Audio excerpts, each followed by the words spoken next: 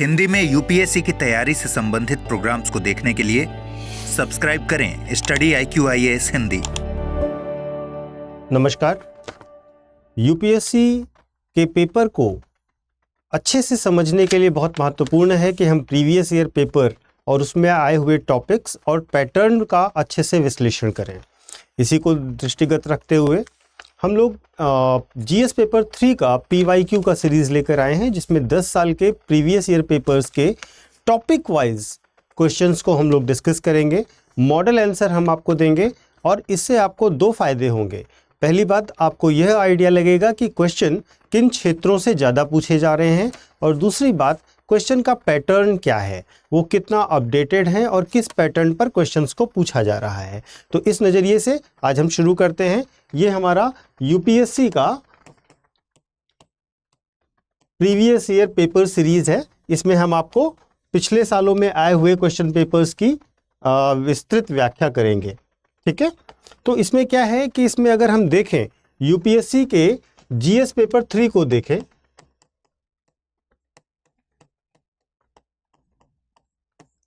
तो वास्तव में यूपीएससी का यह पेपर सर्वाधिक करंट अफेयर्स बेस्ड पेपर है। इसमें आपको जितने भी सेगमेंट हैं, चाहे वो इकोनॉमी हो, डिजास्टर मैनेजमेंट हो, इंटरनल सिक्योरिटी हो, सब मूलतः करंट से अपडेटेड रहेंगे क्वेश्चंस का पैटर्न। अब हम आते हैं इकोनॉमी के मुद्दे पर। अगर हम देखें तो इकोनॉमी का अगर आप पिछले 10 साल का PYQ देखेंगे तो पेपर 3 का करीब करीब 40 से 45% प्रश्न जो है वो इकोनॉमी के सेगमेंट से आ रहा है। ठीक है, 40 से 45% क्वेश्चन कहाँ से आ रहा है? आपके इकोनॉमी के सेगमेंट से आ रहा है। अगर हम आसान भाषा में इसे कहें तो करीब 7 से 12 क्वेश्चन जो हैं ये आपके इकोनॉमी के सेगमेंट से आते हैं। इससे आपको आइडिया लग जाएगा कि ये कितना महत्वपूर्ण है। मिनिमम 7 और मैक्सिमम 12 क्वेश्चन आए हुए हैं पिछले 10 सालों में।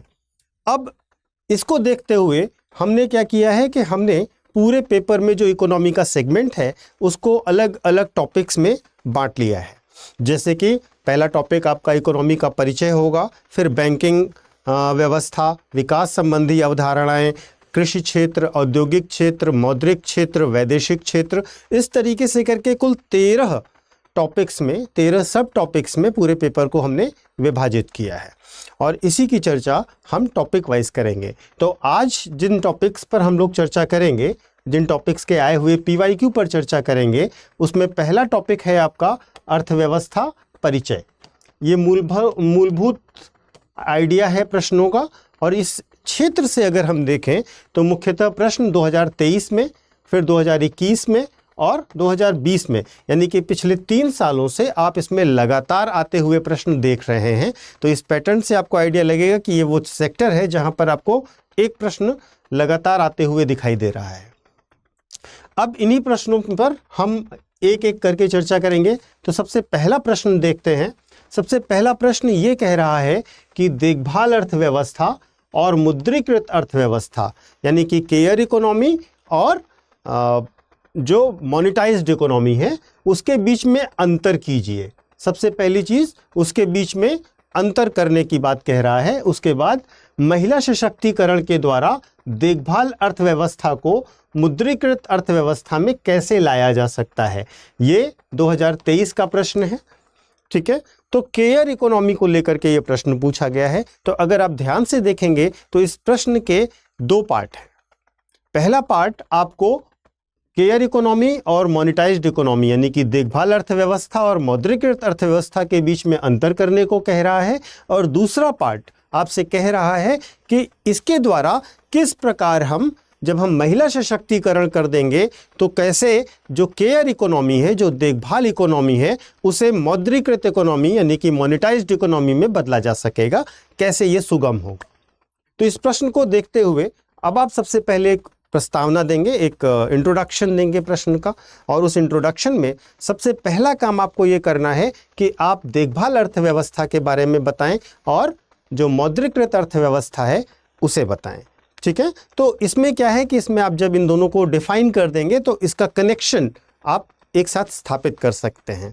तो अगर हम देखें तो इसमें हम क्या लिख सकते हैं कि देखभाल अर्थव्यवस्था में क्या क्या आएगा, वे सभी अदृश्य, अवैतनिक और कम भुगतान वाली सेवाएं, ठीक है, वे सभी अदृश्य, अवैतनिक और कम भुगतान वाली गतिविधियां, जैसे कि बच्चों का, बुजुर्गों का देखभाल, घरेलू काम इत्यादि, ये सब घरेलू अर्थव्यवस्था या देखभाल अर्थव्यवस्था, केयर इकोनॉमी के पार्ट हैं, ठीक है। जबकि मौद्रिक अर्थव्यवस्था क्या है, मौद्रिक अर्थव्यवस्था जो है वो बेसिकली जो बाजार है, जो मार्केट है, उसमें जो भी रेट डिसाइडेड है उसके हिसाब से वस्तुओं और सेवाओं का आदान प्रदान करना है। यानी कि जो गुड्स और सर्विसेज हम खरीदते बेचते हैं in terms of monetary economy, अगर हम उसको मनी के आधार पर लेन देन करते हैं तो उसको हम क्या कहेंगे, मोनेटाइज्ड इकोनॉमी, यानी कि मौद्रिक अर्थव्यवस्था, ठीक है। तो यह क्या है, बाजार में निर्धारित वस्तुओं और सेवाओं का, निर्धारित दरों पर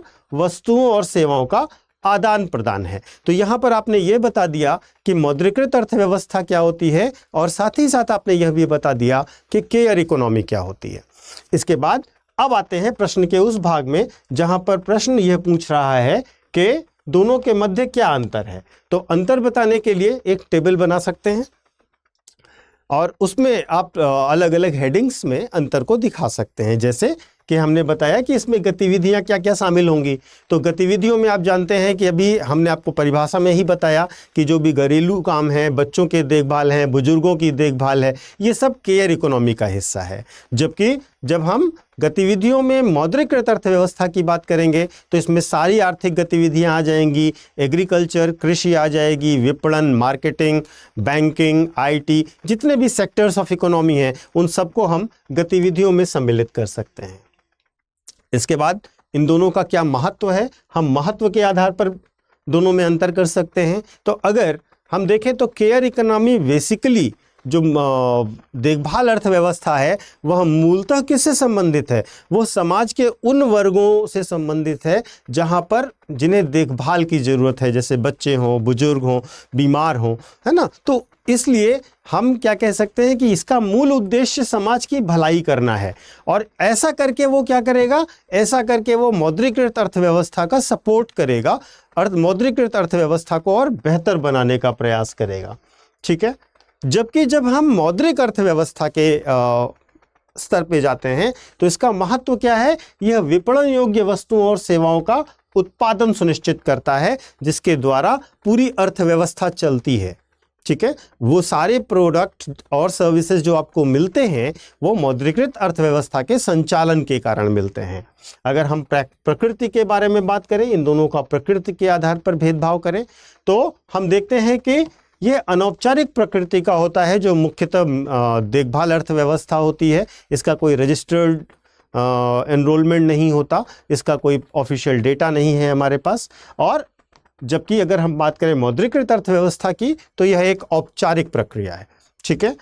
इसके बाद मजदूरी की बात करते हैं तो मूलतः जो है केयर इकोनॉमी में या तो वेतन बिल्कुल नहीं मिलता है, जैसे घरेलू काम करने वाली महिलाओं की बात करें, है ना, या आप अपने भाई को ट्यूशन दे रहे हो तो वहाँ पर तो आपको वेतन नहीं मिलता या बहुत कम वेतन मिलता है। तो यहाँ पर वेतन की समस्या होती है, वेतन नहीं प्राप्त होता। जबकि हम अगर मौद्रिकृत अर्थव्यवस्था में देखें तो जो भी बाजार में निर्धारित मजदूरी दर होती है उस आधार पर मजदूरी प्रदान की जाती है। इसके सिवा और क्या आधार है, और आधार हम कर सकते हैं कि क्या ये जीडीपी में शामिल होगा या नहीं, सकल घरेलू उत्पाद में शामिल होगा क्या नहीं।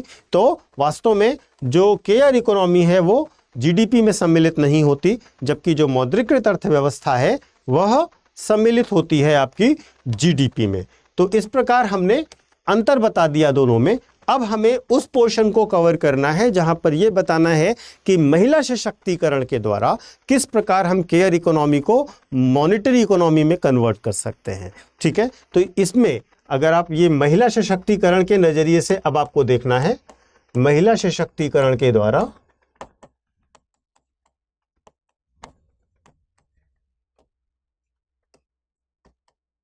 कैसे बदलेंगे आप केयर इकोनॉमी को मॉनिटरी इकोनॉमी में, ठीक है।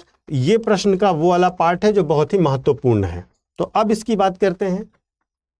तो देखिए, सबसे पहले ILO जो इंटरनेशनल लेबर ऑर्गेनाइजेशन है, विश्व श्रम संगठन है, उसने क्या किया है, उसने कहा कि अगर महिलाओं को सशक्त बनाना है और केयर इकोनॉमी को फॉर्मलाइज करना है तो आपको 5R के सिद्धांत पर काम करना पड़ेगा।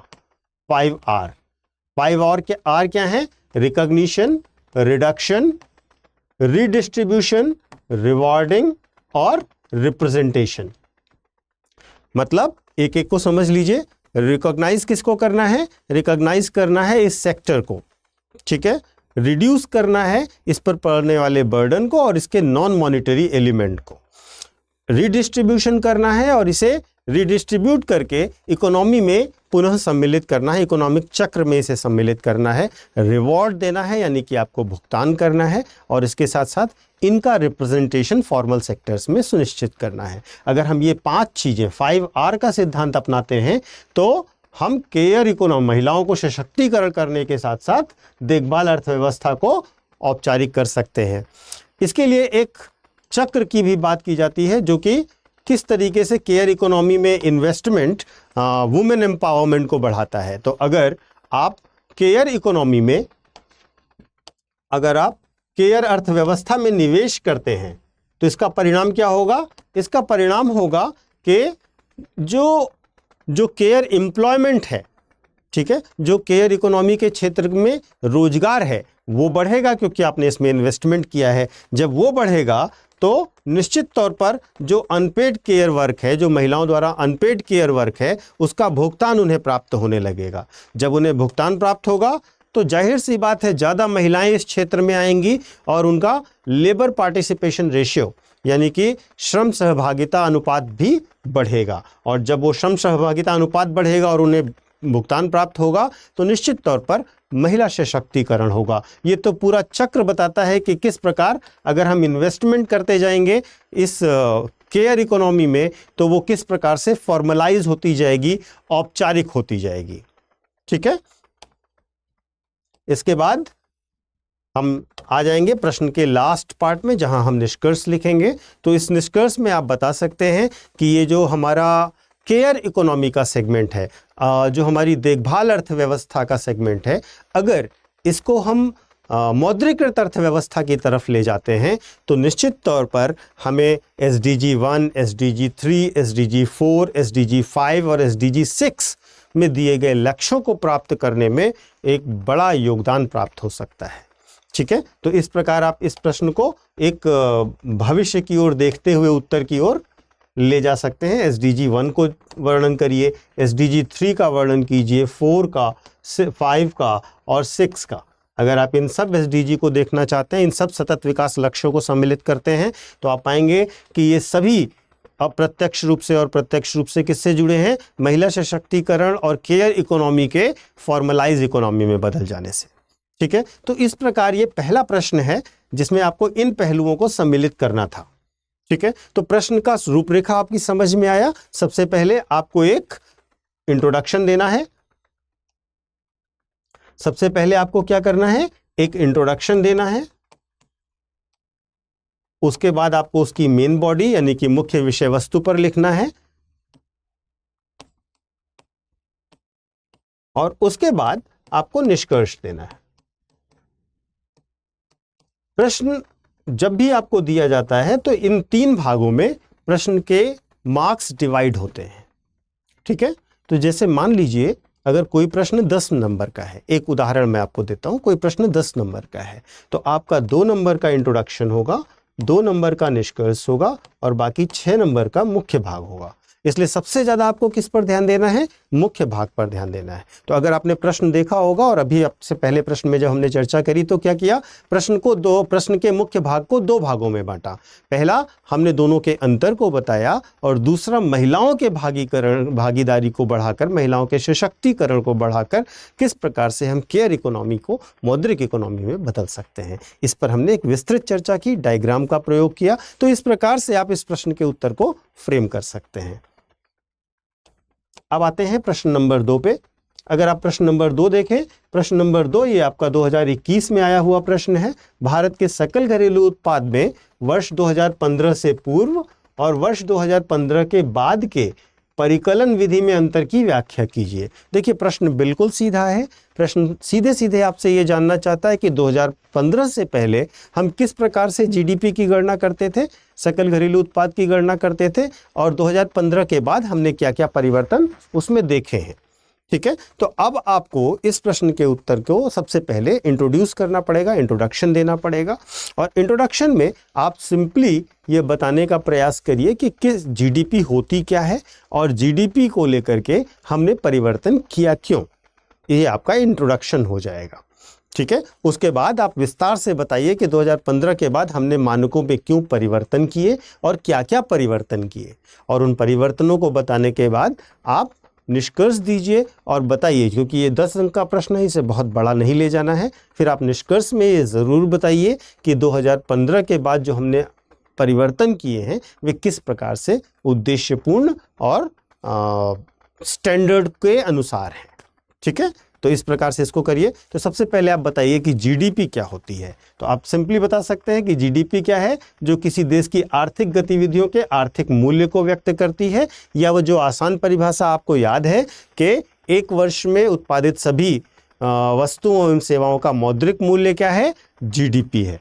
लेकिन इसके साथ साथ आप ये भी बताइए कि वर्ष 2015 में संयुक्त राष्ट्र के मानकों को पूरा करने के लिए नए डेटा स्रोतों के साथ एक नई जीडीपी मेजरमेंट की तकनीकी को हमने, एक नई श्रृंखला को हमने स्वीकार किया था, और उसके अंतर्गत ही भारत में अब जीडीपी की गणना की जाती है। इस प्रकार आप अपने प्रश्न को इंट्रोड्यूस कर दीजिए। इसके बाद आप बताएंगे कि किस प्रकार से चेंजेस हुए, पुरानी और नई कार्यप्रणाली में क्या अंतर आया। सबसे पहली चीज़ ये है कि हमने जब जीडीपी का कैलकुलेशन 2015 के बाद करने का नया तरीका अपनाया, तो हमने सबसे पहले अपना आधार वर्ष बदला, बेस ईयर बदला। 2015 से पहले हम 2004-05 का बेस ईयर लिया करते थे। 2015 के बाद हमने वर्ष 2011-12 का आधार वर्ष लेना शुरू कर दिया। जो आधार वर्ष 2011-12 लिया गया है वो वास्तव में एक औसतन बेहतर परफॉर्म करने वाला आधार वर्ष है, और यह मानकों से ज़्यादा फिट बैठता है। इसके साथ साथ दूसरा हमने क्या किया, दूसरा हमने डेटाबेस, जो आधार डेटा लेते थे, जो आंकड़ों का आधार लिया करते थे, उसमें भी परिवर्तन किया। ठीक है, तो डेटाबेस का विस्तार किया। जैसे क्या विस्तार किया, तो इसमें हमने बेसिकली क्या देखा कि जैसे हम विनिर्माण क्षेत्र की बात करते हैं, मैन्युफैक्चरिंग सेक्टर की बात करते हैं, तो विनिर्माण क्षेत्र में हम पहले आईआईपी और उद्योगों का वार्षिक सर्वेक्षण, जो इंडेक्स ऑफ इंडस्ट्रियल प्रोडक्शन था और उद्योगों का वार्षिक सर्वेक्षण था, उसके आंकड़ों का प्रयोग करते थे। ठीक है, लेकिन ये किया जाता था। लेकिन 2015 के बाद हमने क्या किया, 2015 के बाद जो कॉरपोरेट मिनिस्ट्री है, उसका जो कॉरपोरेट मिनिस्ट्री है, उसके अंतर्गत जितने भी फर्म्स रजिस्टर्ड हैं उनके एनुअल अकाउंट्स को हमने यूज़ करना शुरू किया। और इसमें हमारा पहली बात तो बेस बदल गया, और दूसरी बात नंबर ऑफ यूनिट्स भी बदल गए। ठीक है, तो अगर आप देखें तो पहले हम केवल आईआईपी और उसके एनुअल सर्वेक्षण, ठीक है, को आधार बनाते थे, जिसके अंतर्गत केवल 2 लाख कंपनियां कवर होती थीं। अब हमने क्या किया कि जितना भी फर्मों का वार्षिक खातों का उपयोग किया गया है वो सब, यानी कि एनुअल रिकॉर्ड्स को इंक्लूड किया, और इससे फ़र्क क्या पड़ा, लगभग 5 लाख कंपनियां अब इसमें हमारा डेटाबेस बन गई। तो कहाँ 2 लाख से हम 5 लाख के डेटाबेस पर अपनी आय की गणना, अपनी जीडीपी की गणना करने लगे।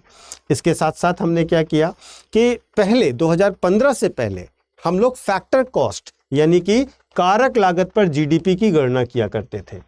ठीक है, जबकि 2015 के बाद हमने क्या किया, हमने मार्केट प्राइस पर, बाजार मूल्य पर जीडीपी की गणना करनी प्रारंभ करी।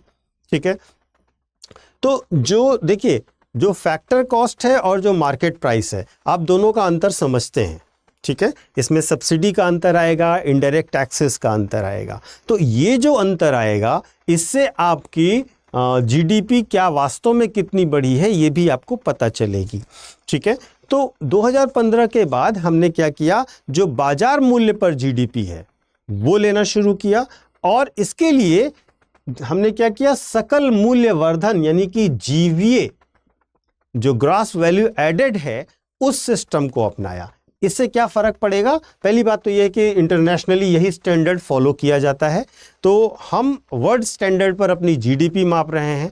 ये फैक्टर कॉस्ट पर नहीं है, मार्केट प्राइस पर है और ग्रॉस वैल्यू एडेड की टेक्निक पर इस्तेमाल किया जा रहा है, ठीक है ना। तो जो भी जब हम मार्केट प्राइस पर आ जाते हैं, बजाय इसके कि हम फैक्टर कॉस्ट पर रहें, साधन लागत पर रहें, बजाय हम बाजार मूल्य पर जब आ जाते हैं, तो हम सब्सिडी और टैक्स इन दोनों को भी तो इंक्लूड कर लेते हैं। तो इससे हमें क्लियर पता चलता है कि कितना अंतराल आया है हमारी अगले वर्ष के उत्पादन की श्रृंखला पर, ठीक है। इसके बाद चौथा बड़ा परिवर्तन क्या किया गया? जो लेबर इनकम थी, जो श्रम आय थी, उसकी गणना में भी परिवर्तन किया गया।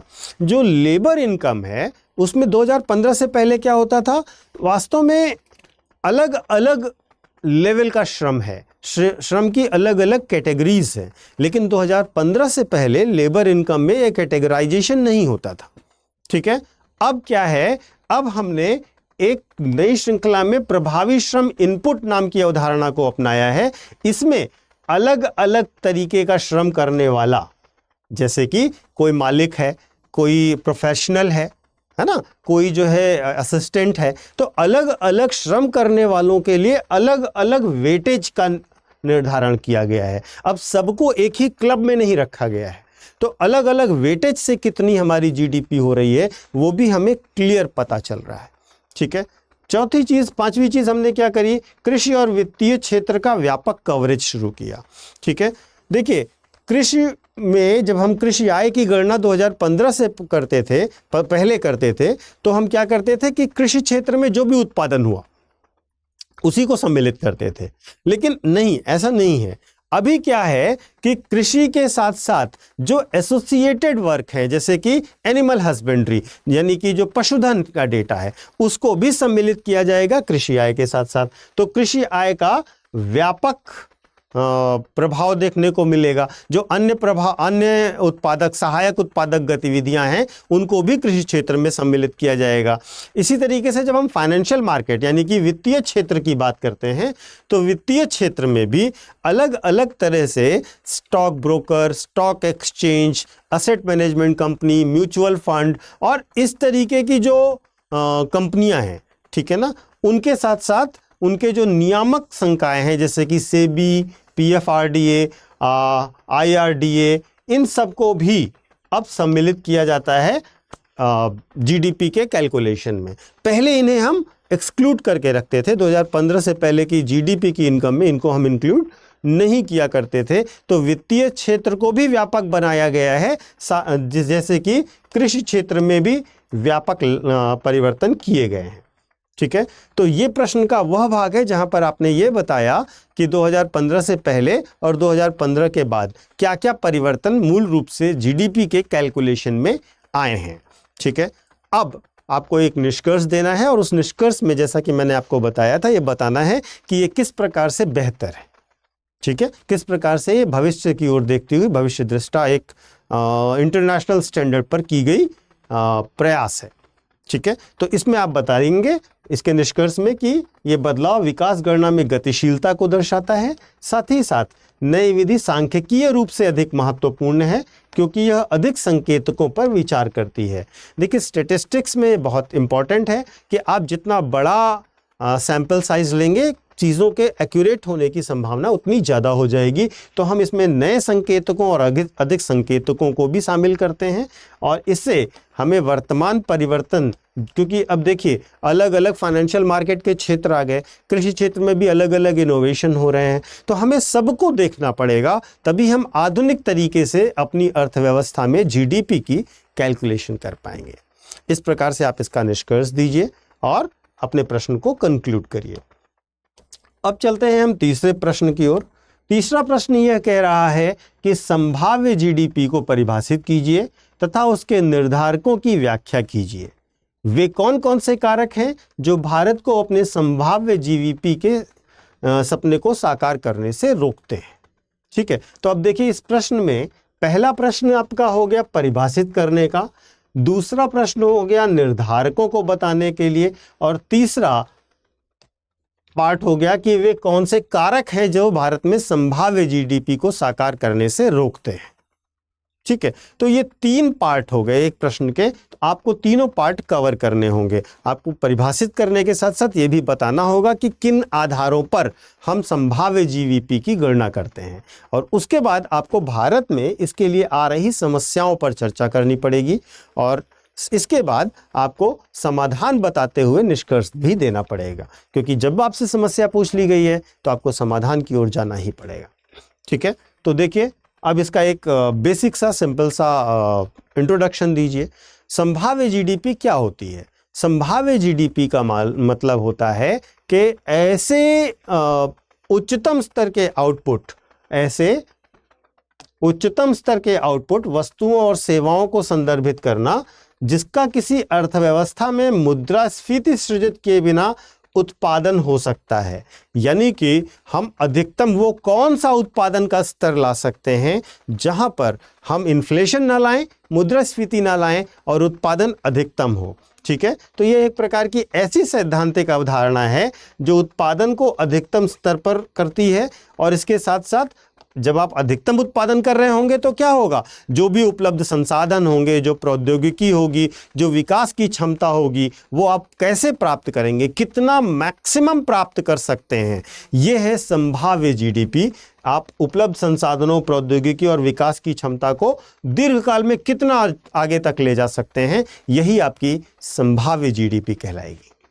ठीक है, तो संभावित जीडीपी का उपयोग किस लिए होगा?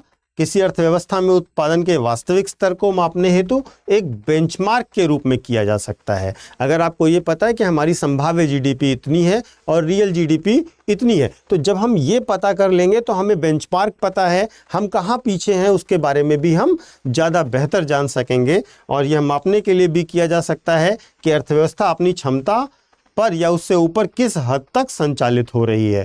वही जो मैंने आपको बताया कि आप इतना परफॉर्म कर सकते हैं, लेकिन क्या आप इतना परफॉर्म कर रहे हैं, इतना कर रहे हैं या इतना कर रहे हैं। जब आपको बेंचमार्क पता है तो आप अपना कंपैरिजन बेहतर कर सकते हैं।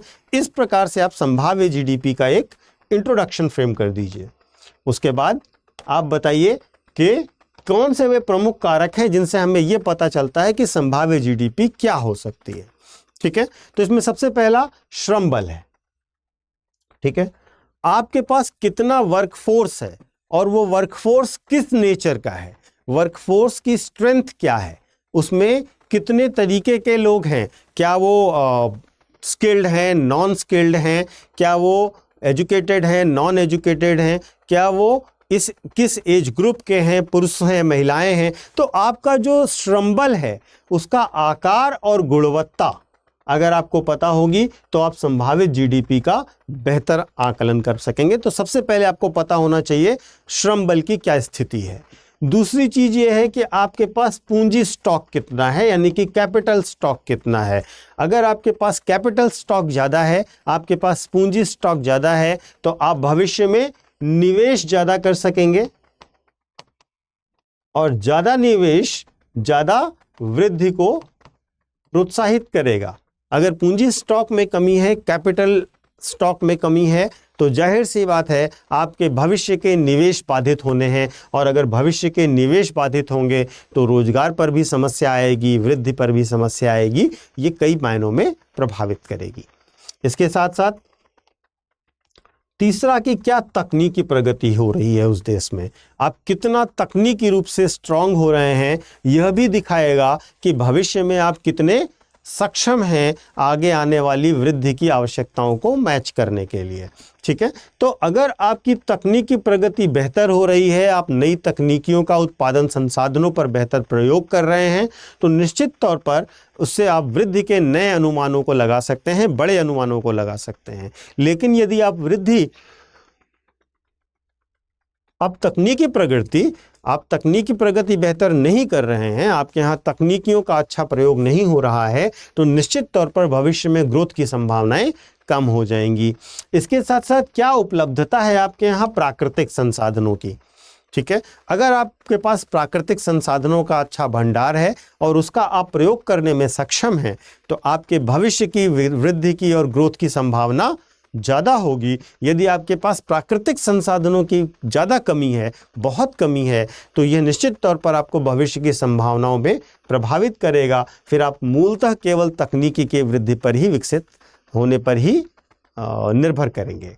तीसरा, अगला क्या है, 5वां पॉइंट है आर्थिक संरचना। किस प्रकार की आर्थिक संरचना है आपकी अर्थव्यवस्था में? क्या वो आर्थिक लेन देन और भुगतान इत्यादि की प्रक्रियाओं में वे नकदी का प्रयोग करते हैं या कैश जैसे ट्रांजैक्शंस का प्रयोग करते हैं, तकनीकियों का प्रयोग करते हैं, या अभी उस तरीके की चीज़ों का विकसित होना बाकी है जहां पर modern way of economic technology, modern way of आर्थिक तकनीकियों का प्रयोग किया जाता हो, तो वहां पर वृद्धि की संभावनाएं कम होंगी। तो वास्तव में किस प्रकार का श्रम विभाजन है, किस प्रकार की आर्थिक संरचना है, किस प्रकार का उनका भुगतान प्रणाली है, यह निश्चित तौर पर भविष्य की जो विकास की संभावनाएं हैं उन पर प्रभाव डालेगा। इसके साथ साथ क्या नीतिगत वातावरण है? नीतिगत वातावरण का तात्पर्य है कि क्या वास्तव में वहां पर सरकारी नीतियां व्यापार के अनुकूल हैं, ग्रोथ के अनुकूल हैं, बाजार के अनुकूल हैं, प्रतिस्पर्धा के अनुकूल हैं या नहीं हैं। अगर नीतिगत वातावरण इन सब चीज़ों यानी कि बाजार, प्रतिस्पर्धा, उत्पादकता, आसान व्यापार, सुगम व्यापार प्रक्रियाएं, ये सब हैं, तो निश्चित तौर पर जब वातावरण सकारात्मक होगा तो वृद्धि भी बेहतर होगी, भविष्य में वृद्धि की संभावनाएं अपने आप बढ़ जाएंगी। अगला और आखिरी जो कारक हो सकता है जिसके आधार पर हम संभाव्य जीडीपी का आकलन करें, वह हो सकता है जनसांख्यिकी कारक, यानी कि वहां पर पॉपुलेशन का साइज, पॉपुलेशन की एक्सपेक्टेशन, पॉपुलेशन में क्या क्या कंपोनेंट हैं, इन सब का क्या रोल है, क्या स्थिति है। जैसे कहने का तात्पर्य यह है कि जनसंख्या कितनी है ना? बहुत बड़ी जनसंख्या है, कम जनसंख्या है, जनसंख्या में वृद्धि हो रही है, जनसंख्या में महिला पुरुष अनुपात कितना है ना? इसके साथ साथ जनसंख्या में युवाओं की संख्या कितनी है, वृद्धों की संख्या कितनी है। तो ये सब कई सारे फैक्टर होंगे जो बताएंगे कि भविष्य में उत्पादकता बढ़नी है, ग्रोथ होनी है, या वो रुकनी है, या वो कम होनी है। अगर जनसंख्या की डिपेंडेंट पॉपुलेशन की संख्या ज़्यादा है, अगर निर्भर जनसंख्या अर्थात वृद्ध और बच्चे ज़्यादा हैं, युवा कम हैं, तो निश्चित तौर पर अर्थव्यवस्था में ग्रोथ की संभावनाएं कम होंगी। अब भारत में क्या समस्याएं हैं इस प्रकार की? अब भारत में इस प्रकार की संभावित जीडीपी के लक्ष्य को हासिल करने के लिए, संभावित जीडीपी के उत्पाद की कैलकुलेशन करने के लिए हमें पास क्या क्या समस्याएं आ सकती हैं। सबसे पहली बात, हमारा आधारभूत संरचना बहुत कम है। हमारे पास सही डेटा, सही आंकड़ों का इकट्ठा करना और तकनीकियों की कमी है। इसके साथ साथ भारत में जो विनियामक ढांचा है, जो हमारा स्ट्रक्चरल रेगुलेटरी स्ट्रक्चर है, वो भी बहुत ही वीक है। दूसरी चीज़ ये है कि जो नौकरशाही है वो उत्पादन में जटिलता और डिले पैदा करती है, तो इसमें यह भी एक बड़ी समस्या का कारक बनता है। तीसरी चीज़ कृषि उत्पादकता है। अगर आप देखें तो भारत कृषि भूमि बहुत बड़ी रखता है, लेकिन उत्पादकता उसकी वैश्विक स्तर से कंपैरिजन किया जाए, अगर तुलना की जाए तो बहुत कम है। तो कम उत्पादकता कृषि के ज़्यादा प्रयोग होने के बावजूद भी हमारे लिए एक बड़ी चुनौती बना रहता है।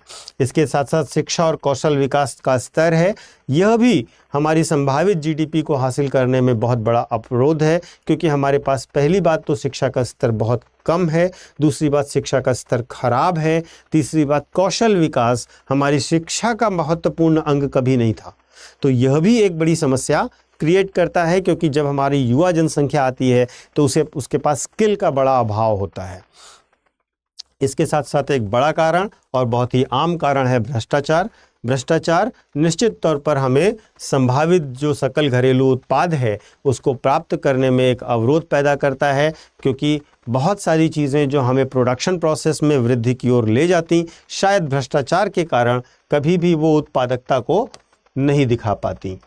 अब इसके बाद आप एक निष्कर्ष दे दीजिए। निष्कर्ष में आप बताइए कि जो संभावित घरेलू उत्पाद है वह उपलब्ध संसाधनों की मात्रा, गुणवत्ता, तकनीकी प्रकृति एवं उत्पादन प्रक्रिया की दक्षता से निर्धारित होता है। किन किन फैक्टर से निर्धारित होता है? उपलब्ध संसाधनों की मात्रा से, उनकी गुणवत्ता से, तकनीकी प्रगति से और उत्पादन प्रक्रिया की दक्षता से प्रभावित होता है, निर्धारित होता है।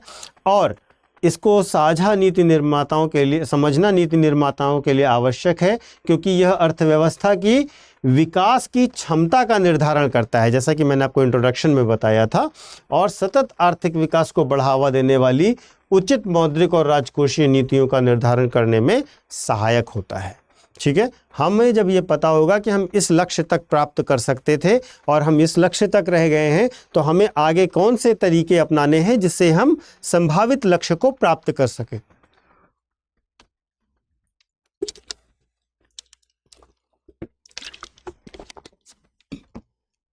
इसके साथ साथ पहली बात तो ये एक बड़ा ही चुनौतीपूर्ण कार्य है, क्योंकि इसमें केवल आपको गणनाओं के आधार पर देखना है कि कितना परिवर्तन हो सकता है। ठीक है, लेकिन हम एक व्यापक इमेज ले सकते हैं कि अर्थव्यवस्था का भविष्य कैसा होने वाला है, उसमें कितनी गतिशीलता और क्या प्रवृत्तियां हो सकती हैं, जिनके आधार पर हम पूरी अर्थव्यवस्था में वृद्धि और विकास के मध्य सामंजस्य स्थापित कर सकते हों। ठीक है, इस प्रकार से आप इसका एक कंक्लूजन दे सकते हैं। अब आते हैं, दूसरा जो हमने टॉपिक लिया है वो विकास संबंधी अवधारणाएं हैं। पहला था कि हम आधारभूत विषयों पर, विषय के आधारभूत तत्वों पर जो प्रश्न थे वो 3 प्रश्न हमने पिछले 3 साल के आपको लगातार आए हुए डिस्कस किए। इसके बाद जो दूसरा टॉपिक हमने लिया है टॉपिक वाइज डिस्कशन में, वो है विकास संबंधी अवधारणाएं, और इस भाग से लगभग 12 से 13 प्रश्न हैं। ठीक है, जिन प्रश्नों में हम आपको आज 5 प्रश्नों की चर्चा करेंगे। ठीक है, शेष प्रश्न हम लोग कल डिस्कस करेंगे। तो उन पहले 5 प्रश्नों को देख लीजिए, फिर हम एक एक करके सारे प्रश्न डिस्कस करते हैं। तो इन 5 प्रश्नों को अगर आप देखेंगे तो आप पाएंगे कि 2024 में प्रश्न पूछा गया है, फिर 2022 में पूछा गया है, 24, 22, फिर 21, 20, 19। अगर हम अभी केवल 5 प्रश्न लिए हैं, इसके आगे के प्रश्न कल डिस्कस करेंगे। और आप पाएंगे लगभग हर साल इस विकास संबंधी अवधारणा वाले क्षेत्र से प्रश्न आते रहे हैं। तो आपको इस भाग पर बहुत ज़्यादा ध्यान देना है कि ये वो भाग है जहां पर आपको हर साल प्रश्न मिलेंगे। और पिछले वाले भाग में मैंने आपको दिखाया था कि लगातार पिछले 3 साल से प्रश्न उसमें पूछा जा रहा है। तो अब आपको 2 ऐसे एरिया मिल गए जहां पर आपको इनवेरिएबली लगभग हर साल प्रश्न मिल रहा है इस क्षेत्र से। तो प्रीवियस ईयर पेपर के डिस्कशन से आपको ये आइडिया लग गया, एक आइडिया लगना शुरू हो गया होगा मेरे ख्याल से, जहां पर आपको ये पता है कि कौन से वो क्षेत्र हैं जिस पर हमें सबसे ज़्यादा फोकस करना है। और मेंस की तैयारी के लिए अब आपको एक चीज़ और भी ध्यान रखनी है, चूँकि मैंने आपको बताया कि पेपर 3 जो है वो मूलतः करंट अफेयर्स से ज़्यादा रिलेटेड है। तो अब आपको अगर एरिया पता है, आपको टॉपिक पता है, तो आप उस एरिया और टॉपिक से रिलेटेड जो भी अपडेटेड डेटा है उसको अपने आंसर्स के साथ अपडेट करते चलिए, अपने नोट्स के साथ अपडेट करते चलिए, क्योंकि वही सबसे ज़्यादा प्रश्न पूछे जाने वाले क्षेत्र हैं। ठीक है, तो अब इस क्षेत्र से आए हुए प्रश्नों पर, यानी कि विकास संबंधी अवधारणाओं पर आए हुए प्रश्नों पर एक एक करके हम लोग चर्चा करते हैं। तो पहला प्रश्न क्या है? पहला प्रश्न है जो 2024 में, यानी कि वर्तमान वर्ष में ही पूछा गया कि भारत में सुधारों की उपरांत की अवधि में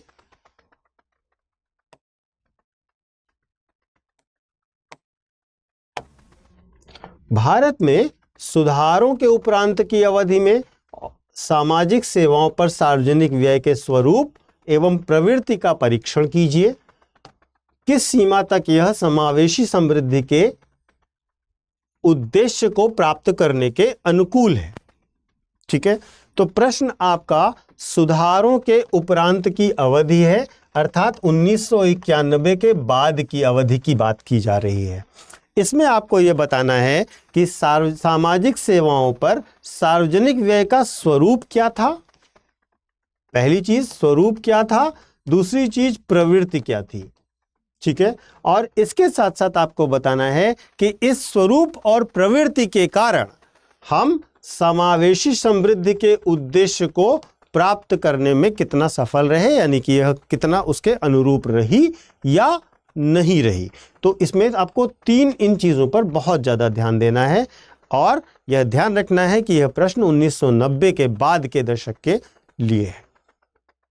ठीक है, अब आपको इस प्रश्न में एक सिंपल सा इंट्रोडक्शन सबसे पहले देना होगा और बताना होगा कि वास्तव में अगर देखा जाए तो 1991 के आर्थिक सुधारों के उपरांत भारत में जो सामाजिक क्षेत्र है, जो सामाजिक सेवा का क्षेत्र है, उसमें सरकार के खर्च में समय के साथ साथ बढ़ोतरी देखी गई है, जिसमें शिक्षा, स्वास्थ्य, सामाजिक क्रिया, कल्याण जैसे कार्यक्रम सम्मिलित हैं। ठीक है, आप चाहें तो यहाँ पर कोई उदाहरण भी दे सकते हैं, लेकिन एक ये जनरलाइज्ड इस जो आपका इंट्रोडक्शन है वो दिया गया है, जहाँ पर आपको बताया गया कि हमने सामाजिक सेवाओं पर सरकार के खर्च में बदलाव को देखा है और इसमें स्वास्थ्य, शिक्षा और सामाजिक कल्याण के कार्यक्रमों को प्रमुख रूप से सम्मिलित किया गया है। अब आते हैं इस प्रश्न की मेन बॉडी में। इसकी मेन बॉडी का निर्माण करते समय हम पूरे के पूरे आंसर को, यानी कि पूरे के पूरे जो 1991 के सुधार के बाद की अवधि है, उस अवधि को 2 वर्गों में बांट देंगे। ठीक है, 1991 से लेकर वर्ष 2000 तक और 2000 से लेकर के बाद की अवधि। ठीक है, तो हम इसमें पूरे का पूरा बांट देते हैं 2 पार्ट में, और इन दोनों पार्ट में हम सबसे पहले देखते हैं कि 1991 से लेकर वर्ष 2000 तक क्या हुआ। अब देखिए, इस बात को बहुत सिंपली समझा जा सकता है कि हमने तुरंत आर्थिक सुधार किए थे 1991 में, और उन आर्थिक सुधारों को किस उद्देश्य से किया था। उन आर्थिक सुधारों का उद्देश्य यह था कि किसी भी प्रकार से हमारी जो बजटीय घाटे हैं, जो राजकोषीय घाटे हैं, जो हमारे लक्ष्य पूरे नहीं हो रहे हैं, उनको पूरा किया जाए, क्योंकि हम बहुत बड़े आर्थिक संकट में आ चुके थे। तो अगर हमने सबसे पहले अपने आर्थिक संकट से उबरने के लिए ही अगर आर्थिक सुधार किया है, तो शुरुआती वर्षों में तो हमारे सारे सुधार का केंद्र सामाजिक सेवाएं ना हो करके कहीं ना कहीं उन आर्थिक पैरामीटर्स में सुधार लाना रहा होगा। वही चीज़ यहाँ पर आपको रिफ्लेक्ट होती दिखाई देगी कि आप बता सकते हैं कि इसमें स्वास्थ्य, शिक्षा और सामाजिक कल्याण जैसी सार्वजनिक सेवाओं पर अपेक्षाकृत कम व्यय किया गया, क्योंकि मुख्य ध्यान किस पर था? आर्थिक स्थिरीकरण और उदारीकरण पर था। ठीक है, मुख्य ध्यान राजकोषीय घाटे को कम करने पर दिया गया, जिससे क्या हुआ कि जो आप सामाजिक क्षेत्र देख रहे हैं, जो स्वास्थ्य, शिक्षा आदि क्षेत्र है, उस पर निश्चित तौर पर अभी बजट का आवंटन कम किया जाएगा। लेकिन जब हम दूसरे दौर में जाते हैं, जो वर्ष 2000 के दशक के बाद की स्थिति आती है, वहाँ पर क्या होता है? धीरे धीरे उत्तरोत्तर सामाजिक सेवाओं के संबंध में जो भी व्यय किए जाएंगे, उनमें लगातार वृद्धि आएगी और आर्थिक सुधारों को सामाजिक विकास के साथ संतुलित करने का प्रयास किया जाएगा। अगर आप देखें तो 11वीं पंचवर्षीय योजना और 12वीं पंचवर्षीय योजना, 12वीं जो आपकी 2017 तक लक्षित थी, वह मानव पूंजी के विकास को समर्थन देने के लिए सामाजिक क्षेत्रों पर सबसे अधिक ध्यान दे रही थी, क्योंकि उसका उद्देश्य मानव पूंजी निर्माण था। ठीक है, इसके साथ साथ भारत सरकार ने सर्व शिक्षा अभियान, राष्ट्रीय ग्रामीण स्वास्थ्य मिशन जैसी बहुत बड़ी बड़ी योजनाएं कार्यान्वित करी। इसके साथ साथ अन्य योजनाएं भी हैं, जैसे कि मनरेगा है, आपका नेशनल रूरल हेल्थ मिशन है, NRHM है। ये सब सामाजिक सेवाओं पर किए गए बहुत बड़ी योजनाएं और बहुत बड़े व्यय हैं। ठीक है, इसके साथ साथ आप वर्तमान से सरकार की सेवा इस तरीके की योजनाओं को भी, जैसे जनधन योजना और आयुष्मान भारत योजना और जो किसानों के लिए किसान सम्मान निधि है, ये सब योजनाएं वास्तव में समाज के उस वर्ग के लिए हैं जो पिछड़ा रह गया सामाजिक सेवाओं में, जिनकी लिए सरकार को बड़ा योगदान देना पड़ना ज़रूरी था। ठीक है, तो ऐसे करके बहुत सारे कल्याणकारी कार्यक्रमों पर व्यय किया सरकार ने। तो हमने सबसे पहले क्या देखा कि वर्ष 2000 से पहले की स्थिति क्या थी, फिर हमने देखा वर्ष 2000 के बाद के दशक में स्थिति क्या थी। अब इसमें क्या प्रवृत्ति रही उस पर भी अगर हम ध्यान दें तो हम पाएंगे कि ये जो सामाजिक सेवाओं पर व्यय है उस पर लगातार उत्तरोत्तर व्यय बढ़ता गया और बजटीय आवंटन जो सरकार ने किया अपने हर बजट में इस क्षेत्र में व्यय को बढ़ाया ही है। बेसिकली वर्ष 2005 के बाद इस पर सबसे ज़्यादा ध्यान दिया गया। अगर हम देखें तो वर्ष 2010 से 2020 के बीच बहुत तेज़ी से सरकार ने इस सामाजिक सुरक्षा, शिक्षा और स्वास्थ्य पर जो व्यय है वो बढ़ाया है। और जब सरकार इन क्षेत्रों पर सबसे ज़्यादा व्यय कर रही है, बहुत ज़्यादा व्यय कर रही है, तो निश्चित तौर पर इससे समावेशी विकास भी होगा। इसके लिए आप उदाहरण के तौर पर आंकड़े भी दे सकते हैं कि शिक्षा की हिस्सेदारी में कैसे सुधार हुआ। यद्यपि हमने राष्ट्रीय जो सकल घरेलू उत्पाद है उसका 6% एजुकेशन पे खर्च करने का लक्ष्य रखा है, लेकिन अभी हम 4% के आसपास खर्च करने लगे हैं। तो इस प्रकार से अगर आप देखें तो ये प्रवृत्ति ये दिखाती है कि सरकार उत्तरोत्तर आगे बढ़ते हुए उस लक्ष्य के प्रति आगे बढ़ रही है। इसके साथ साथ अगर हम देखें तो यह समावेशी उद्देश्यों को किस प्रकार से प्राप्त होगी। सबसे पहले इससे बुनियादी सेवाओं तक लोगों की पहुंच बढ़ेगी, है ना। लोगों के पास बुनियादी सेवाएं बढ़ेंगी जब सरकार सामुदायिक और सार्वजनिक क्षेत्र पर अधिक व्यय करेगी, और यह क्षेत्रीय असमानताओं में भी कमी लाएगा। क्यों? क्योंकि अगर सबको सामाजिक सुरक्षा मिल रही है, सामाजिक सुरक्षा योजनाओं के अंतर्गत लाभ मिल रहा है, तो जब सब तक बुनियादी सेवाएं पहुंचेंगी तो वृद्धि और विकास की दर थोड़ी थोड़ी समावेशी होती जाएगी। जो पिछड़े क्षेत्र हैं उन्हें आगे बढ़ने का मौका मिलेगा और क्षेत्रीय असमानता में कमी आ जाएगी। और इसके साथ साथ जो स्वास्थ्य और शिक्षा के क्षेत्र में है उसमें भी बहुत सारी चुनौतियां हैं, लेकिन आप देखें कि उन चुनौतियों के हिसाब से अगर हम देखें, कोई उदाहरण देना चाहें तो हम कह सकते हैं कि जैसे सर्व शिक्षा अभियान है उसमें साक्षरता दर में सुधार हुआ है, लेकिन शहरी और ग्रामीण क्षेत्रों के बीच जो शिक्षा की गुणवत्ता है उसमें बड़ा अंतर है ना। तो शिक्षा अगर ग्रामीण क्षेत्रों में सर्व शिक्षा अभियान के अंतर्गत प्राप्त की गई है या शहरी क्षेत्रों में निजी स्कूलों में प्राप्त की गई है तो शिक्षा के स्तर में बड़ी कमी है। यद्यपि हम शिक्षित हो रहे हैं, लेकिन वो जो स्तर की कमी है वो भविष्य के लिए एक चिंताजनक विषय है। और इसके साथ साथ कमज़ोर वर्गों के लिए सामाजिक सुरक्षा यह सुनिश्चित करेगी कि जब उन्हें सामाजिक सुरक्षा प्राप्त हो तो देश में समावेशी विकास की संभावनाएं बढ़ेंगी। तो इस प्रकार से आप इन बिंदुओं के साथ अपने उत्तर को आगे ले जा सकते हैं। इसके बाद आपको निष्कर्ष देना होगा जब आप बताएंगे कि जो 1990 के दशक के बाद आर्थिक सुधार किए गए उसमें धीरे धीरे करके सामाजिक सुरक्षाओं पर, सामाजिक सुरक्षा सेवाओं पर व्यय सरकारों ने बढ़ाया है। इसकी वजह से, इसके परिणाम स्वरूप एक अधिक समावेशी भारत के विकास का हमने सपना चरितार्थ करने का कार्य किया है। और यह इस प्रकार से किए गए जो सुधार हैं, जो विकास हैं, जो समावेशी विकास की सरकार की पहले हैं, वो निश्चित तौर पर विकसित भारत के लक्ष्य की ओर हमें ले जाती हैं।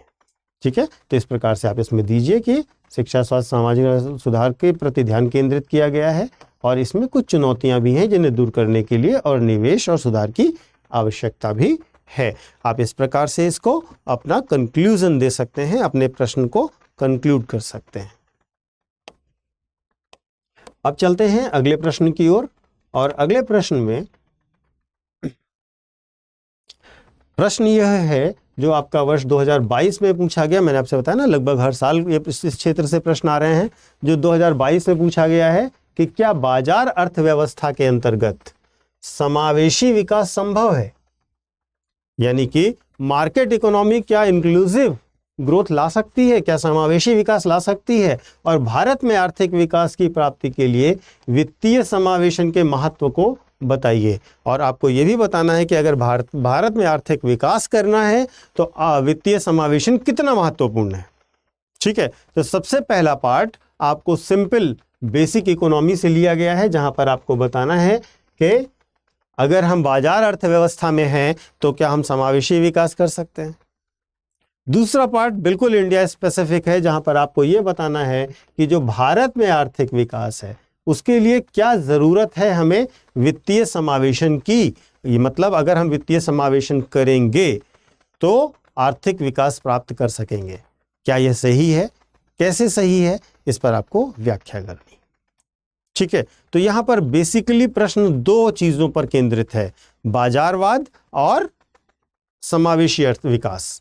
ठीक है, तो इंट्रोडक्शन में आप सिंपली कोशिश ये कर सकते हैं कि आप बताइए कि बाजार अर्थव्यवस्था किस प्रकार काम करती है अथवा क्या होती है और समावेशी विकास क्या होता है। ठीक है, तो आप बाजार अर्थव्यवस्था में बता सकते हैं कि यह मांग और आपूर्ति के सिद्धांत अर्थात बाजार के नियमों पर आधारित होती है और यहाँ पर मुख्यतः लाभ के आधार पर कार्य किया जाता है। इसमें सरकार, जो बाजार अर्थव्यवस्था होती है उसमें सरकार का हस्तक्षेप नहीं होता है या न्यूनतम होता है। जबकि जो समावेशी विकास है उसके लिए हम IOCD की परिभाषा लेते हैं और IOCD कहता है कि जो पूरे समाज में समान रूप से वितरित विकास हो और सभी के लिए अवसर पैदा करे, उसे हम समावेशी विकास कहते हैं। समावेशी विकास वह विकास है जो पूरे समाज में समान रूप से वितरित हो और सबके लिए अवसर पैदा करे समान रूप से, तो उसे हम क्या कहेंगे, समावेशी विकास कहेंगे। इसके बाद अब आप प्रश्न में आइए और प्रश्न आपसे क्या पूछ रहा था, बाजार अर्थव्यवस्था के अंतर्गत समावेशी विकास संभव है या संभव नहीं है। तो आप बताइए कि किस प्रकार से बाजार अर्थव्यवस्था के अंतर्गत समावेशी विकास संभव है। तो सबसे पहला पॉइंट आप क्या लेंगे, सबसे पहले आप बताइए कि अगर बाजार अर्थव्यवस्था होगी तो वहां कंपटीशन होगा। कंपटीशन होगा तो अधिक से अधिक लोग बाजार प्रक्रिया में हिस्सेदारी करेंगे। उसमें अपना सामान बेचने के लिए हमें नई नई टेक्निक अपनानी पड़ेगी, नए नए इनोवेशंस करने पड़ेंगे और आज ज़्यादा बेचने और ज़्यादा लाभ कमाने के लिए, क्योंकि बाजार है तो लाभ कमाना ही उद्देश्य है, आपको ज़्यादा बेहतर उत्पाद देने होंगे, कम कॉस्टली उत्पाद देने होंगे, तभी वो सबसे ज़्यादा बिकेंगे। तो इसमें आपको प्रतिस्पर्धा, नवाचार और निजी क्षेत्र की दक्षता बढ़ेगी और इससे क्या होगा, सकल घरेलू उत्पाद बढ़ेगा, देश की इनकम बढ़ेगी। ठीक है, जब आप ज़्यादा से ज़्यादा प्रोडक्शन और ज़्यादा से ज़्यादा लाभ कमाना चाहेंगे तो आप नई नौकरियों का भी सृजन करेंगे और जब नई नौकरियों का सृजन होगा तो आय का स्तर बढ़ेगा और जब एक वर्ग के साथ ऐसा होगा तो अगले वर्ग तक संपन्नता आएगी, यानी कि इसमें ट्रिकल डाउन प्रभाव होगा और समाज के हर वर्ग तक वृद्धि का लाभ पहुंचेगा, जो कि वास्तव में वित्तीय समावेशन ही है। ठीक है, इसके बाद जब आप कल्याणकारी कार्यक्रमों में वित्त पोषण करते हैं तो टैक्स GDP अनुपात में वृद्धि करनी पड़ती है। ठीक है, और जब आप टैक्स GDP अनुपात में वृद्धि करेंगे तभी आपके पास ज़्यादा टैक्स कलेक्शन हो रहा होगा, आप और कल्याणकारी योजनाओं का वित्त पोषण कर पाएंगे। ठीक है, और इनकम टैक्स बढ़ाने के लिए क्या करना पड़ेगा, टैक्स बढ़ाने के लिए आपको इनकम बढ़ानी पड़ेगी, प्रॉफिट बढ़ाना पड़ेगा। ठीक है, और इसके साथ साथ जो समावेशी विकास को प्राप्त करने के लिए सांकेतिक योजनाएं लानी पड़ेंगी। इस प्रकार से आप कह सकते हैं कि जो बाजार अर्थव्यवस्था है वो समावेशी विकास को प्रोत्साहित करती है और संवर्धित करती है। ठीक है, और अगर आप देखें तो 1991 के बाद जब आपने LPG अपनाई तो BPL की संख्या जो 2004-05 में 37% थी, 21-22 में घटकर 27% से कम रह गई। तो ये दिखाता है कि हमारे यहाँ नई आर्थिक व्यवस्था, जो बाजार केंद्रित अर्थव्यवस्था का सृजन किया गया, उसने समावेशी विकास लाया और गरीबी की जो संख्या है उसमें कम किया। अब हमें यह भी बताना होगा कि समावेशी विकास और बाजार अर्थव्यवस्था हैंड टू हैंड नहीं चलते, यानी कि बाजार अर्थव्यवस्था मूलतः समावेशी विकास को प्रेरित नहीं करती। कैसे साबित करेंगे, तो अब आप देखिए कि सबसे पहली चीज़ ये है कि बाजार कभी भी लोगों की सेवा की भावना से काम नहीं करता। ठीक है, तो वो इस पर ध्यान नहीं देगी कि लोगों का स्वास्थ्य बेहतर हो, लोगों को अच्छा आवास मिले, लोगों को अच्छी शिक्षा मिले, ये निजी क्षेत्र नहीं सोचेगा। क्यों? क्योंकि ये वास्तव में केवल इन्वेस्टमेंट है, इसमें उसे फ़ायदा नहीं है। ठीक है, वो अधिकतम लाभ कमाने के लिए काम करेगा। तो निश्चित तौर पर निजी क्षेत्र का विकास होना समावेशी विकास को प्रतिबिंबित नहीं करेगा। ठीक है, इस पर निजी क्षेत्र का सीमित ध्यान होगा। दूसरी चीज, निजी क्षेत्र कहाँ काम करना चाहेगा? जहाँ पर अवसंरचना का विकास हो गया हो, जहाँ पर लाभ की संभावनाएं ज़्यादा हों, तो वो ग्रामीण और जो सब अर्बन एरियाज़ हैं वहाँ पर काम नहीं करना चाहेगा, वो मुख्यतः शहरी और विकसित क्षेत्रों में काम करना चाहेगा। तो निश्चित तौर पर उनका ज़्यादा ध्यान ग्रामीण और अविकसित क्षेत्रों पर नहीं होगा, विकसित क्षेत्रों पर होगा। तो निश्चित तौर पर इससे क्षेत्रीय असमानता भी बढ़ेगी और लोगों की आय पर भी असर पड़ेगा। इसके साथ साथ निजी क्षेत्र जो है वो धन का संकेंद्रण करता है, ज़्यादा से ज़्यादा लाभ कमाना, ज़्यादा से ज़्यादा पैसा अपने पास रखना। और इससे क्या होता है कि सरकार के पास सामाजिक दायित्व पर व्यय करने के लिए पैसे कम रह जाते हैं, और जब सरकार सरकारी क्षेत्रों पर सार्वजनिक हित के क्षेत्रों पर कम खर्च कर रही होती है तो उसका सीधा प्रभाव गरीब और निर्बल वर्ग पर पड़ता है। ठीक है, और इसके लिए आप देख सकते हैं कि भारत में जो गिनी गुणांक है उससे कहीं ज़्यादा गिनी गुणांक में रैंकिंग अमेरिका की है। ठीक है, अब आपने ये साबित किया कि किस प्रकार से जब बाजार अर्थव्यवस्था होगी तो समावेशी विकास होगा। फिर आपने बताया कि ज़रूरी नहीं है कि बाजार अर्थव्यवस्था हो तो समावेशी विकास हो ही। ठीक है, इसके बाद आप सिंपली बता सकते हैं कि वित्तीय समावेशन का तात्पर्य है कि बैंकिंग, बीमा, पेंशन आदि जैसी वित्तीय सेवाओं में सब लोग पहुँचें, और SDG 7 के अंतर्गत सतत विकास के लक्ष्य को प्राप्त करने के लिए वित्तीय समावेशन को महत्वपूर्ण माना गया है। इसलिए निजी क्षेत्र एवं सार्वजनिक क्षेत्र दोनों को मिलकर वित्तीय समावेशन के साथ साथ विकास पर महत्वपूर्ण रूप से ध्यान देना होगा। ठीक है, इस प्रकार आप अपने उत्तर को कंक्लूड कर सकते हैं। अब आते हैं अगले प्रश्न पर। अगला प्रश्न ये कह रहा है कि क्या आप सहमत हैं कि भारत ने हाल ही में वी आकार के पुनरुत्थान का अनुभव किया है? कारण सहित अपने उत्तर की पुष्टि कीजिए। ठीक है, तो वी शेप रिकवरी क्या होती है इसको समझिएगा।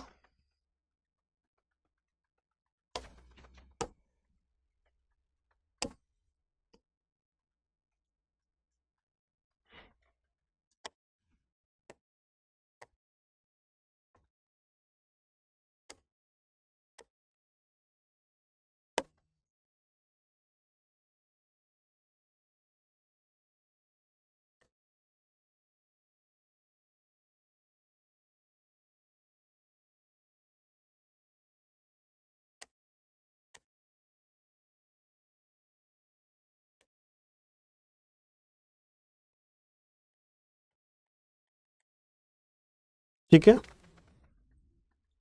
वी शेप रिकवरी क्या है? वी शेप रिकवरी ये है कि आपकी अर्थव्यवस्था में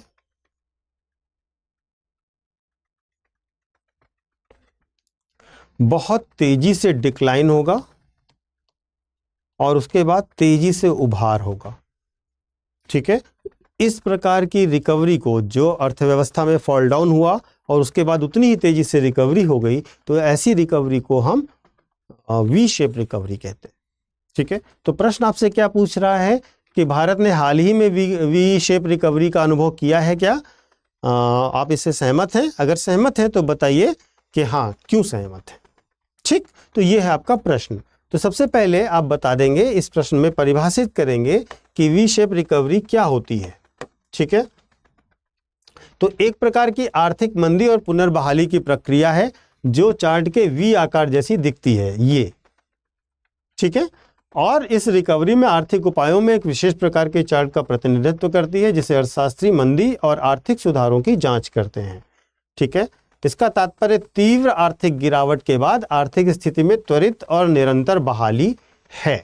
मतलब आपने तेजी से आपकी अर्थव्यवस्था गिरी और उसके बाद उतनी ही तेजी से आगे बढ़ गई, तो इसको हम वी शेप रिकवरी कहते हैं। वास्तव में ये प्रश्न आया है आपका 2021 में। ठीक है, और ये प्रश्न सीधे सीधे रिलेटेड है कहीं ना कहीं आफ्टर कोविड इकोनॉमी की रिकवरी से।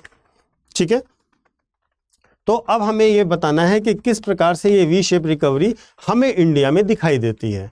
तो देखिए, आर्थिक गतिविधियां लगभग कोविड के दौरान बंद हो गई थी, लेकिन लॉकडाउन हटने और बाजार खुलने के, यानी कि टीकाकरण के बाद बाजार खुल गया, लोग काम पे आने लगे, तो क्या हुआ, तेजी से मांग में वृद्धि हुई, क्योंकि बहुत समय से लोग मार्केट नहीं गए थे, सामान नहीं खरीद पाए थे, उनकी आवश्यकताएं नहीं पूरी हो रही थी।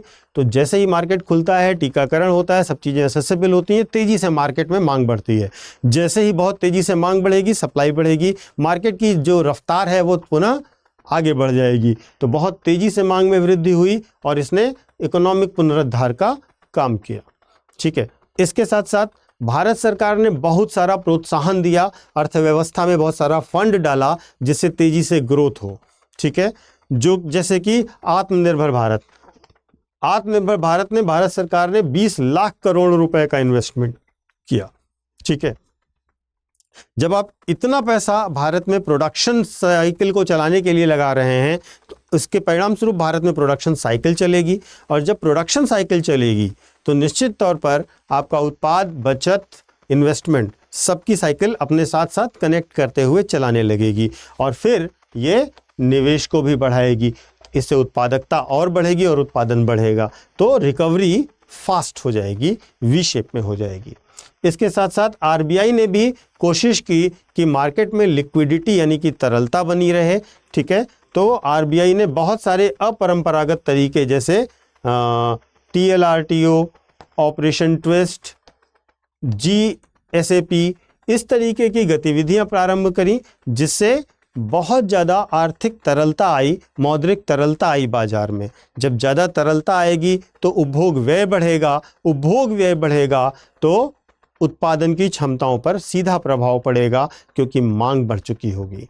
ठीक है, तो इससे हमने देखा कि इन सारे उपायों को करने से बहुत तेज़ी से भारतीय अर्थव्यवस्था में ग्रोथ हुई।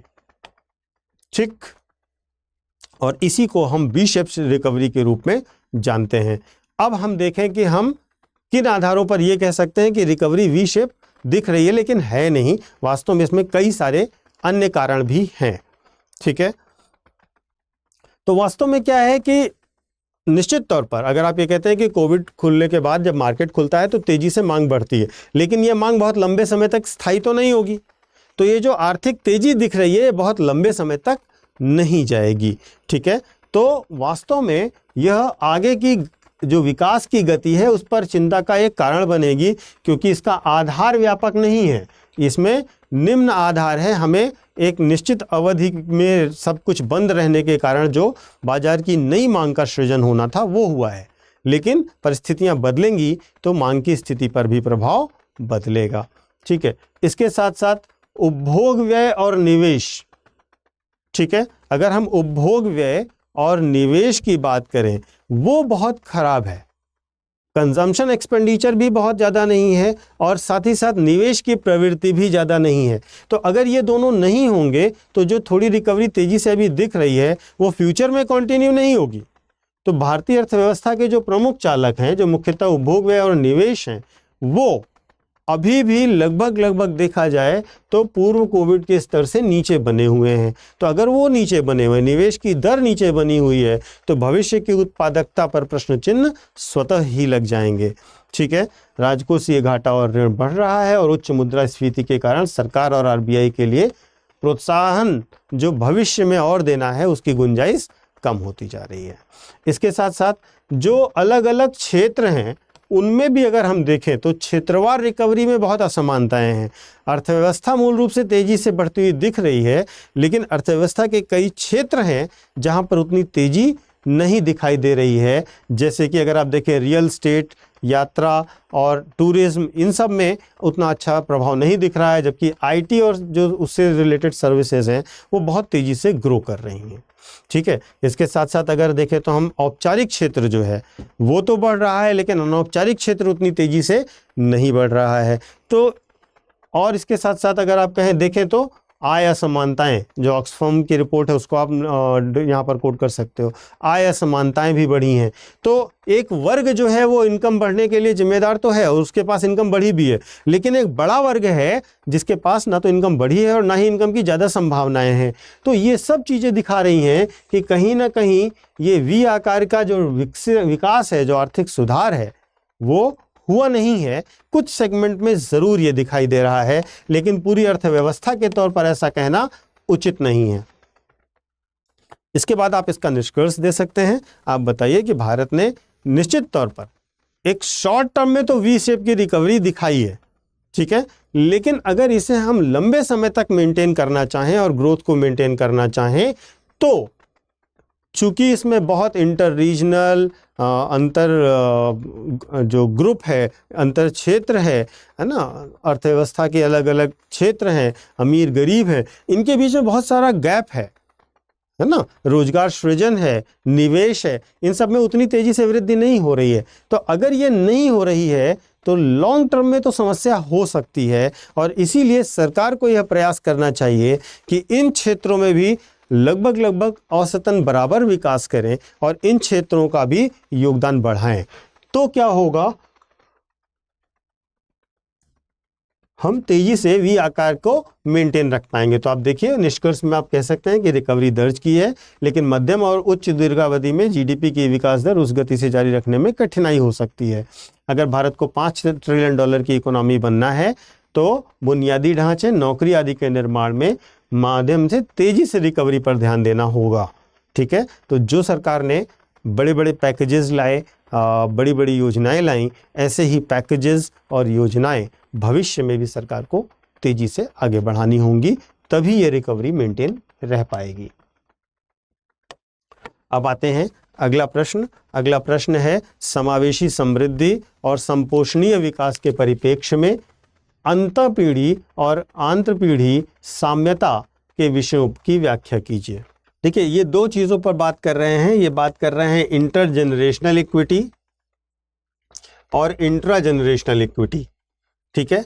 इंटरजेनरेशनल इक्विटी और इंट्रा जनरेशनल इक्विटी के अंतर्गत के टॉपिक्स के साथ, के विषयों के साथ आपको बताना है कि किस प्रकार से इंक्लूसिव ग्रोथ यानी कि समावेशी विकास किया जा सकता है और संपोषणीय विकास किया जा सकता है यानी कि सतत विकास किया जा सकता है, ठीक है। तो समावेशी और सतत विकास के नज़रिए से आपको ये बताना है कि किस तरीके से हमें अगर समावेशी और सतत विकास करना है तो इंटरजेनरेशनल और इंट्रा जनरेशनल इक्विटी बनानी होगी, ठीक है।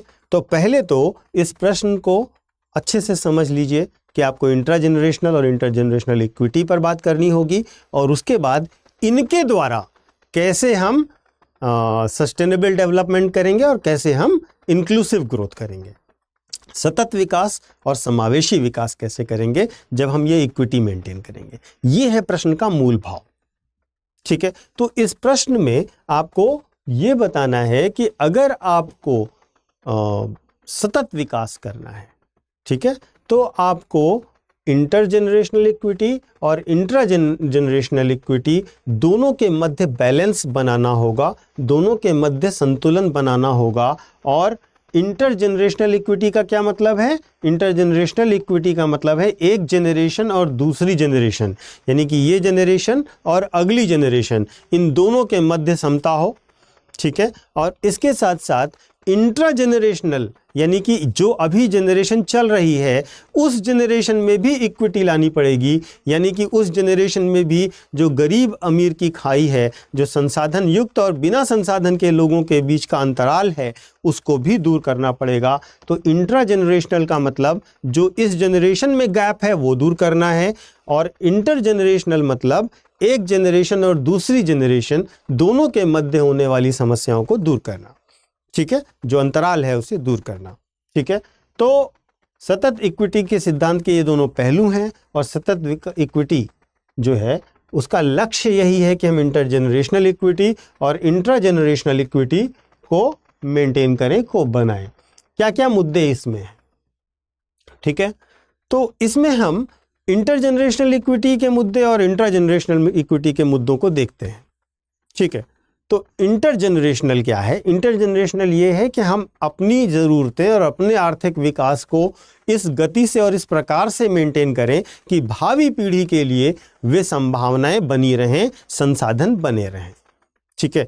तो वास्तव में आप देखिए कि वर्तमान समय में जो असंतुलन है, पर्यावरण क्षरण है और संसाधनों का ह्रास है, वो इंटरजेनरेशनल इक्विटी के लिए एक महत्वपूर्ण कारक है। अगर इस असंतुलन को दूर नहीं किया गया तो निश्चित तौर पर ये पाया जाएगा कि हमें अगली जनरेशन के लिए सतत विकास वाली समस्याएं झेलनी पड़ेंगी, और यह असंतुलन जो है विकसित और विकासशील देशों के बीच, ग्लोबल नॉर्थ और ग्लोबल साउथ के बीच का कहीं अधिक दिखाई देता है।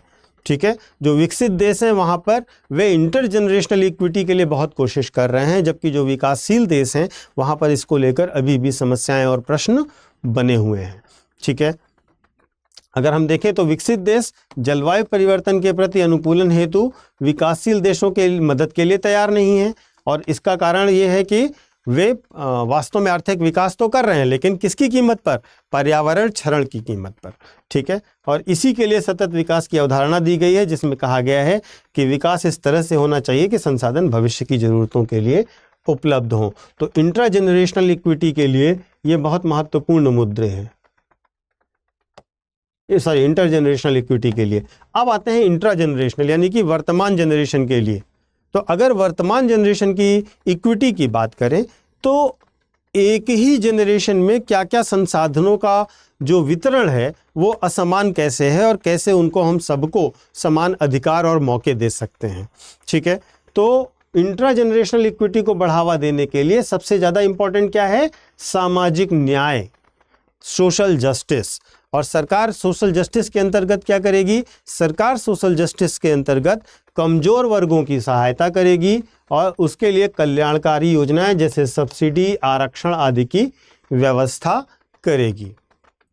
ठीक है, अब समस्या यह है कि जब हम सोशल जस्टिस जैसी योजनाएं लाते हैं तो वह खुले बाजार की क्रियाओं या बाजार के सिद्धांतों पर सीधा हस्तक्षेप होता है।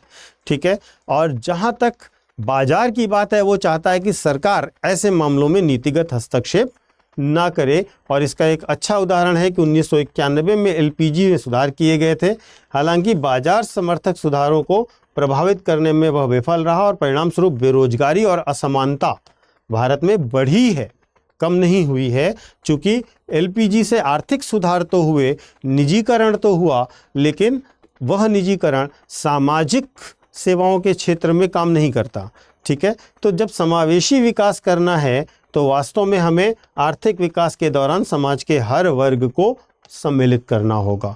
तो इंटरजेनरेशनल में आपको ये देखना होगा कि विश्व के अन्य देश हमें अगली पीढ़ी तक ले जाने में, अगली पीढ़ी तक विकास की प्रक्रिया को ले जाने में मिलकर कैसे काम करते हुए दिखाई देंगे, जबकि इंट्राजेनरेशनल में आप देखेंगे कि एक ही देश में, एक ही समाज में अलग अलग वर्ग और अलग अलग अगला और पिछड़ा तबका रह जाता है। रीज़न ये है कि संसाधनों का सही वितरण सामाजिक व्यवस्था और आर्थिक व्यवस्था के अंतर्गत नहीं होता। अब इसके बाद आप इसका एक निष्कर्ष दे दीजिए, और निष्कर्ष में ये बताइए कि समावेशी विकास और सतत विकास की जो अवधारणाएं हैं वो वैश्विक कल्याण के प्रमुख स्तंभ हैं, जिनमें इंट्रा जनरेशनल और इंटर जनरेशनल इक्विटी सुनिश्चित किया जा सकता है। भारत जैसे विकासशील देश में इंट्रा जनरेशनल और इंटर जनरेशनल इक्विटी बहुत अधिक महत्वपूर्ण है, क्योंकि हमें केवल भावी पीढ़ी के लिए नहीं देखना है, हमें ये भी देखना है कि हमारे यहाँ के संसाधनों का सही और न्यायपूर्ण वितरण हो सके।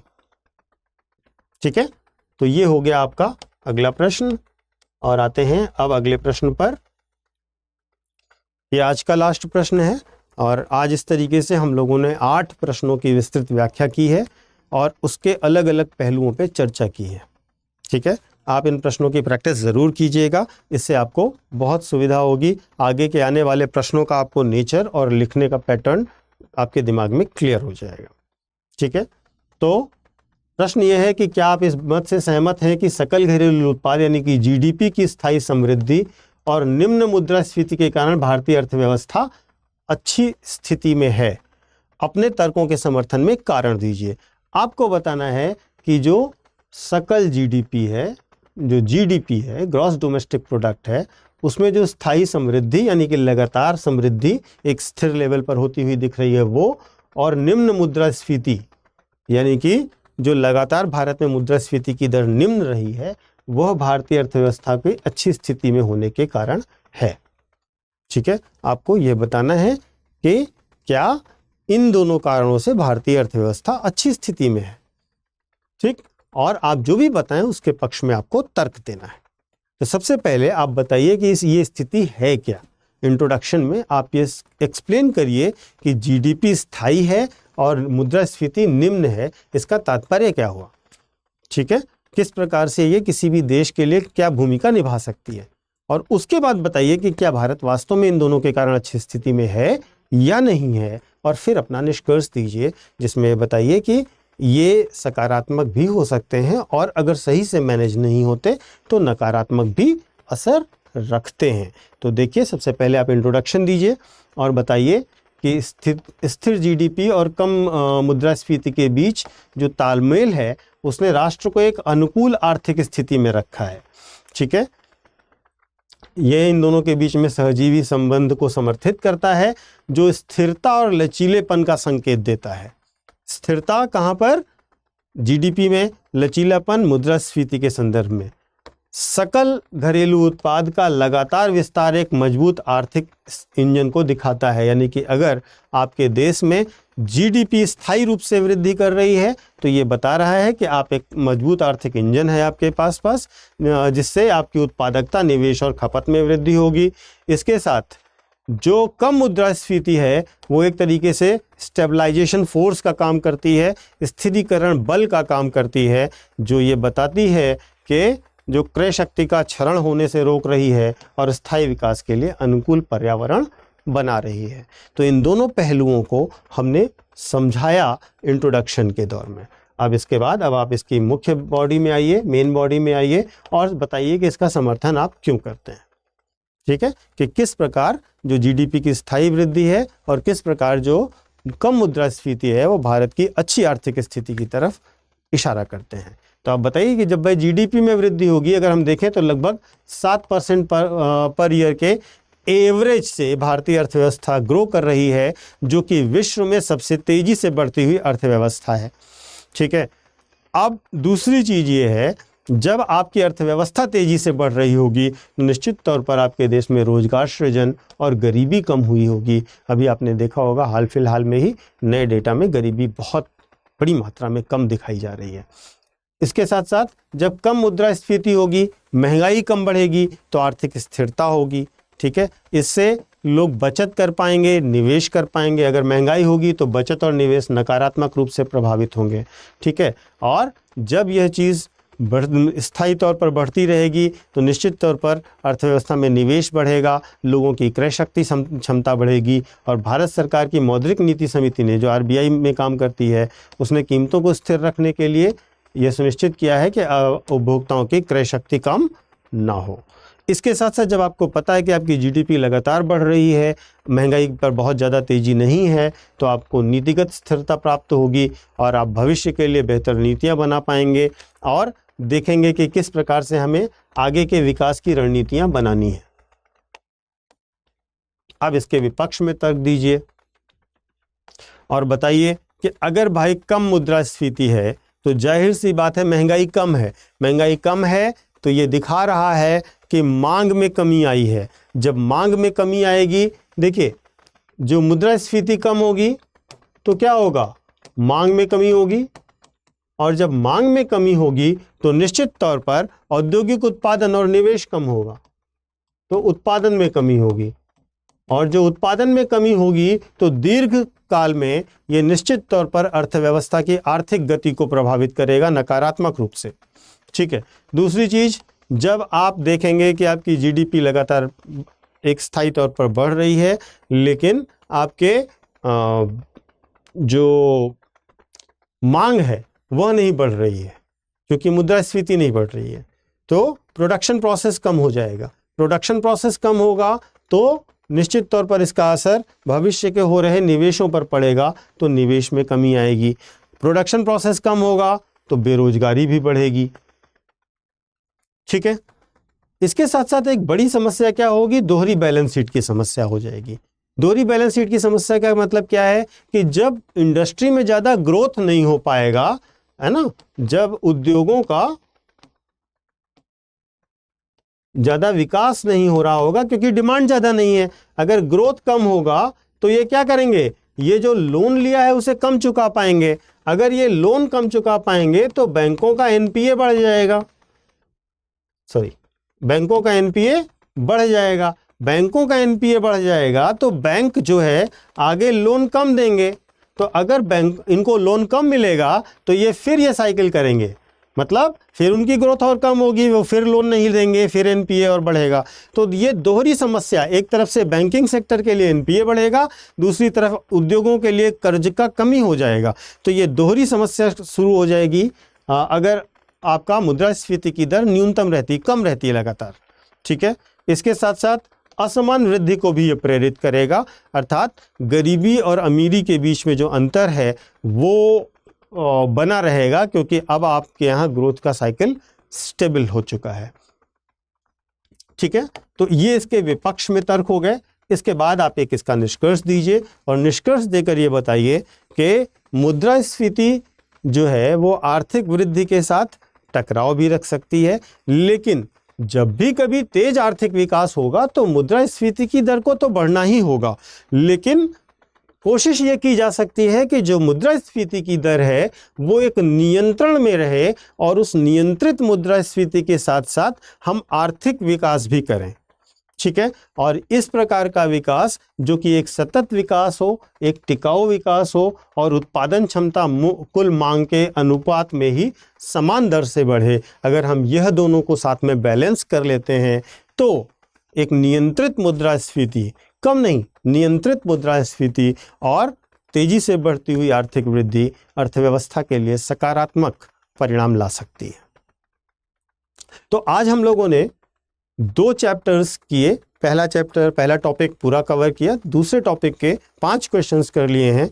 कल हम लोग अगले लेक्चर के सीरीज में हम लोग जो है आगे के इसी टॉपिक के बचे हुए प्रश्न करेंगे, जो 4-5 प्रश्न और हैं, और इस प्रकार से इस पूरे टॉपिक को हम कवर करेंगे। हिंदी में यूपीएससी की तैयारी से संबंधित प्रोग्राम्स को देखने के लिए सब्सक्राइब करें स्टडी IQ IAS हिंदी।